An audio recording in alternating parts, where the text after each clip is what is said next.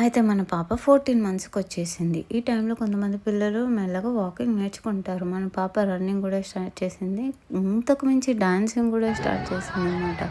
ఈ టైంలో రోజు బేబీ యాక్టివిటీస్ ఎలా ఉంటాయంటే, తను ఎవరైనా పిలిస్తే పలకడం కానీ, వాళ్ళకి రెస్పాండ్ అవ్వడం కానీ, కొత్త వాళ్ళు ఎవరైనా వస్తే నవ్వడం కానీ చేస్తుందనమాట.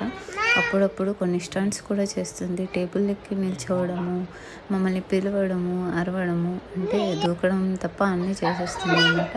మాకు మాత్రం టెన్షన్‌గా ఉంది. సో, ఇలాంటి కొంటి యాక్టివిటీస్ చాలా ఉంటాయి. అది కూడా గమనించుకోండి.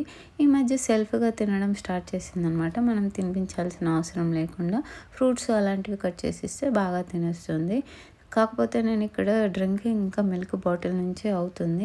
దాన్ని కూడా తగ్గించాలి. ఎందుకంటే గ్లాస్‌లో తాగిస్తే మంచిది. ప్లాస్టిక్ ఎంత తక్కువగా ఉంటే అంత మంచిదనమాట.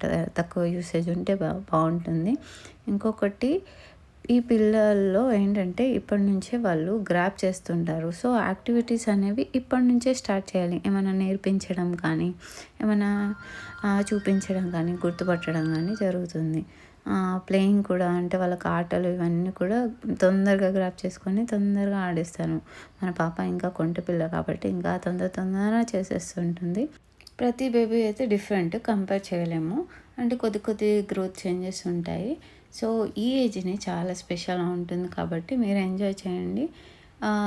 బేబీ తర్వాత స్టేజ్ దాటితే మాటలు వినరు, అది మీకు తెలిసిందే. సో, వీడియో నచ్చినట్లయితే లైక్ చేసి సబ్స్క్రైబ్ చేసుకోండి.